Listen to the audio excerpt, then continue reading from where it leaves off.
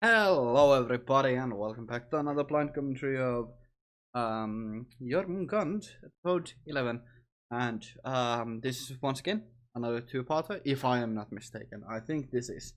And so yeah, it's been a while. I took a little bit of a mental health break, I'm just gonna keep my batteries up. Also, things happened, but that's not important.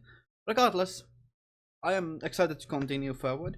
I think I'll maybe do a mid-season, not mid-season, but like after the final, the 12th episode, I'll do the like some kind of little I don't know, little commentary about how how I think about the show, and then I'll move on if I do that. And then I'll move on to the second season, but I might just move on to the second season regardless immediately because unless this has like some kind of an ending point to it, or if the ending finale is just like actually like a finale, so kind of has some kind of climactic finish to it. But anyways, I'll figure out that at some other point. Anyways, I will be, just to let you all know, I will be moving on to the second season like as soon as possible. So yeah, I already checked the settings, so let's just go.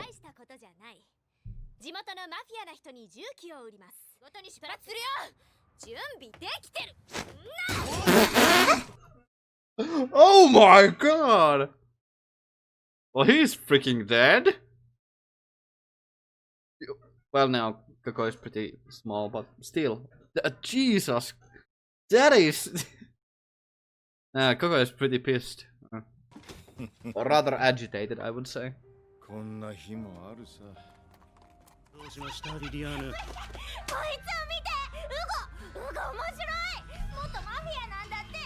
I have a bad feeling about this. I feel like some people are gonna die. Like some members of Coco's party are definitely going to die here. I feel like that's unfortunate.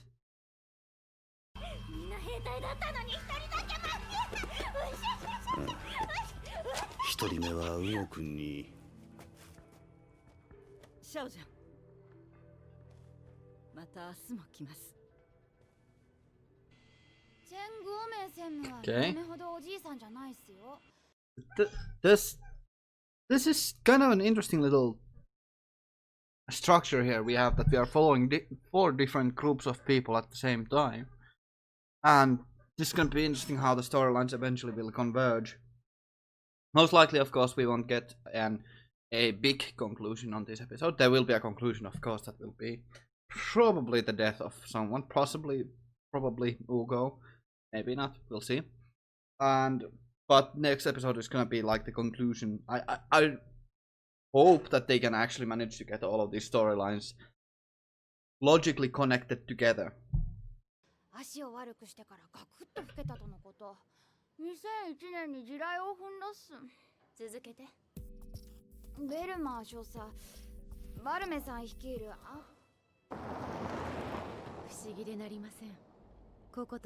Why am I now getting a sudden premonition that this could legitimately, this story arc could actually end in the death of Valmet, but I really hope that that's not the case. But that is a possibility. Unlikely, but.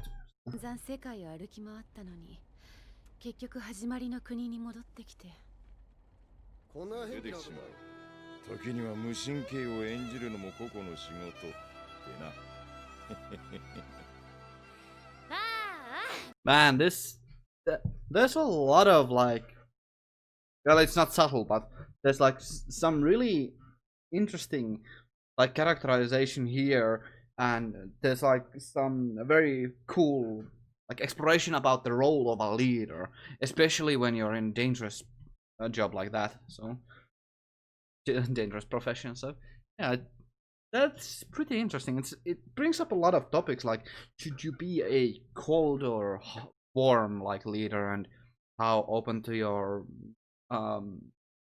mercenaries you should be, and how close to them you should be. It's interesting. It's pretty interesting.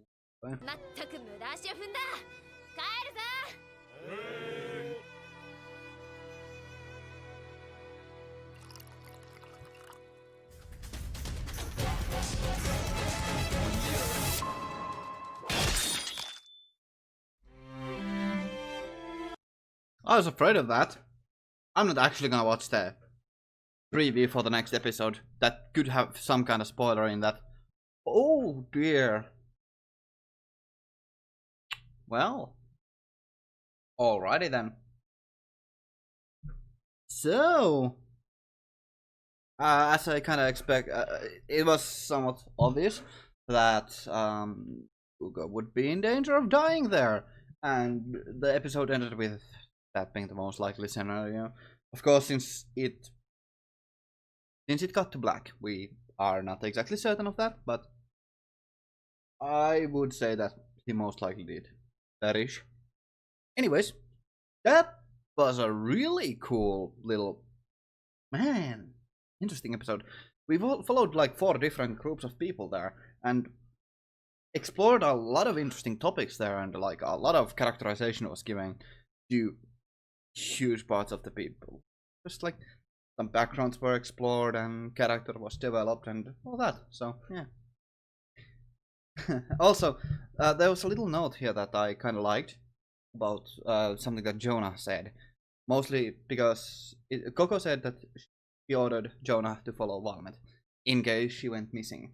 And Jonah didn't tell exactly it like that, but rather said that I'm just gonna follow.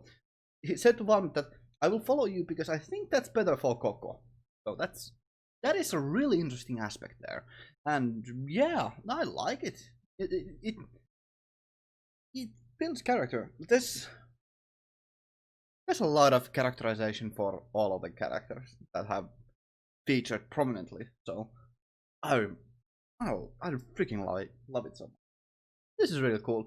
Once again, there's also some little details, like the fact that they did not accept those drugs because that's not who they are. Obviously, makes sense. Also, it would be really dumb for them to start smuggling drugs as well. So not only does it make them seem morally up front, but it also builds character and all that, and it gave a good moment there for them and Coco to have a conversation that actually builds on their character a lot more and just makes it also more palpable. And that's kind of the running theme on the show, that they use their screen time very effectively and efficiently and very with a professional production. So it comes all together in a very nice and solid package. Of course, the ending was an abrupt cut, but it was an excellently executed cut, and man, it's effective. In short, I quite like the episode. It's gonna be interesting to see how exactly they can tie all these loose ends together. So yeah, this should be fairly interesting. But that is it for this episode. And now I thank you all very much for watching. I'll hope to you all in the future. Have a great day and stay awesome. Ganmu out. Thank you all very much for watching.